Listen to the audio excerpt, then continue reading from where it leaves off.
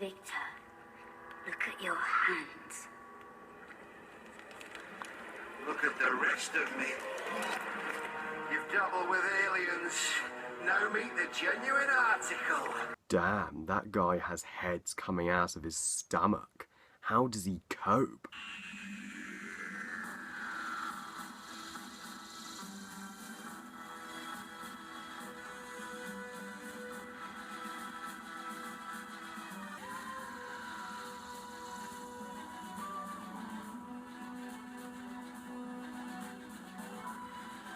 Love and Monsters by Russell T Davies, and is of course episode 10 of series 2 of Doctor Who. Now, Love and Monsters is a very bizarre episode indeed.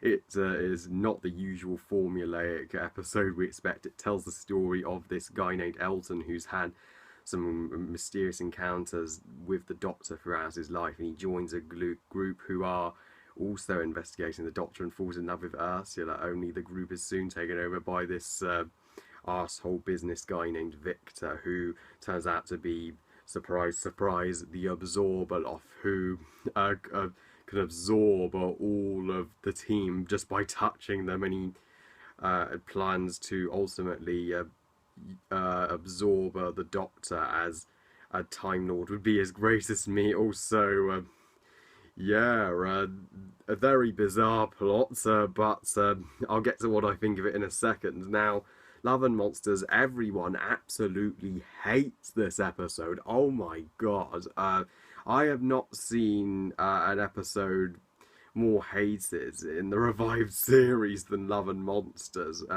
People consider this one of the worst, if not the worst, story of series 2, along with Fear Her, but I never understand why everyone hates this episode. I absolutely love it. I think it's pretty darn brilliant. I don't get the hate.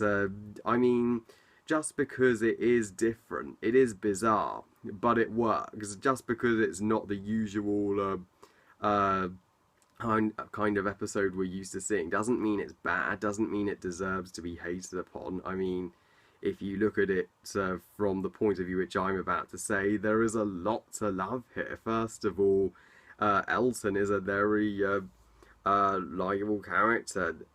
He's a human who's seen the Doctor throughout his life and is recording a video diary about it. Of course, if the Doctor has been on Earth, people are obviously going to meet him, and they're obviously going to be puzzled about how a man can travel in a blue box and save them from all these alien encounters. People are obviously going to track him down, and what this episode does brilliantly, it realises Doctor Who, which is something Doctor Who doesn't really do anymore. And I really like the investigation team. I like Mr. Skinner, that lady in Bliss, and of course Ursula, played by Moaning Myrtle from Harry Potter. Oh, she was awesome.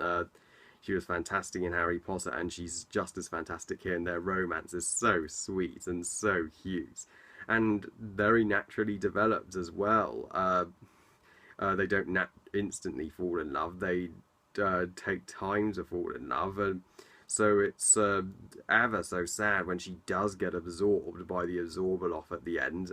And the Absorbaloff, everybody hates the Absorbaloff. They call him one of the worst designed Doctor Who villains ever, but I don't get it. I love the Absorbaloff. I think as an antagonist for this episode, he is great. He is outstandingly and originally designed. I mean, look at the costume and the makeup for this thing. It's one of the BBC's best. You can't deny. At least he wasn't CGI'd. He was, of course, originally designed by such an imaginative young lad called William Grantham, who was 9 at the time, and he won the competition to design a monster for a Doctor episode on Blue Peter, and no wonder his choice was chosen.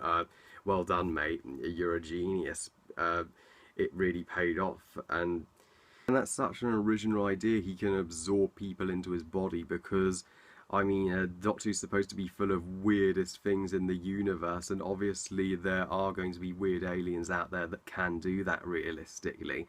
However, one little nitpick I have with this guy is that he never has a lot of presence in the episode. We don't see it until the 3rd act, so his appearance feels a little short and brief. but he did get a brutal death when his victims all pull at his stomach and just rip him apart.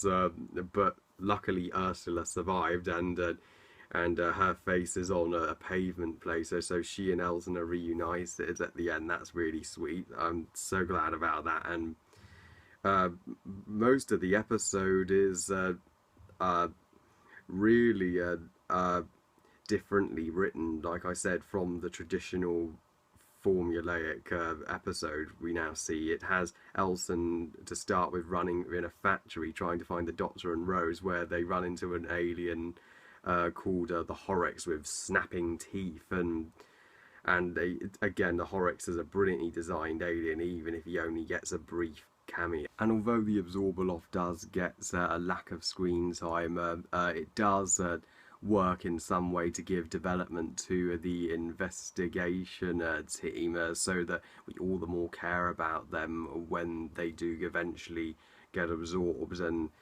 when they do pull the Absorbaloff apart. Sadly, most of them do die with him, but luckily Ursula was the one to survive, so it's not too much of a doom and gloom ending. The romance between Elton and actually goes somewhere, and I know people may hate this episode.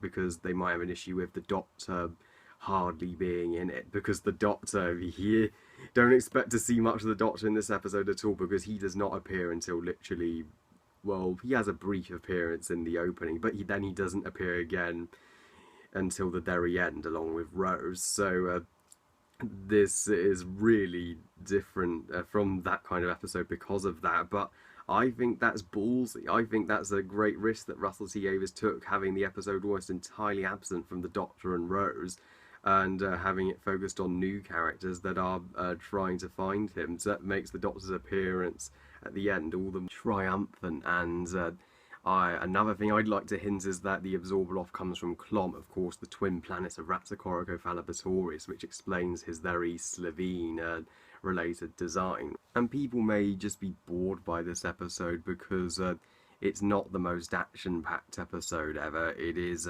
most of it is a slow build-up, and things don't really happen until the third act, but that keeps the investigation all for the Doctor all the more gripping, and I was really interested to know who is Victor, why has he come here, and the payoff at the end did not disappoint. So Love and Monsters, honestly guys, I understand why many Who fans hate and despise this episode, but I'm not one of them. I'm in the minority, call me crazy, but I love Love and Monsters. I think it is one of the strongest stories of Series 2, being the Russell T Davies fan that I am. I consistently support his writing. So Love and Monsters isn't for everyone, but it is for me, as I am a fan of ambitious episodes, as this episode certainly is. It's different, it's original, it tried something new, something we haven't seen before,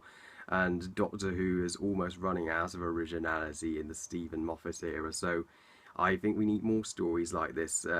So it's not for everyone, but it works for me. I give Love and Monsters 5 stars out of 5. So yeah, a lot of you may disagree with me, but hey ho, that's just my opinion. I don't think this is the worst story of Series 2. That we will get to next time. So, well, I love you guys. Thank you all for watching. What do you think of Love and Monsters? Please comment, let me know. Please like this video and subscribe. Please follow me on Twitter and on Google+.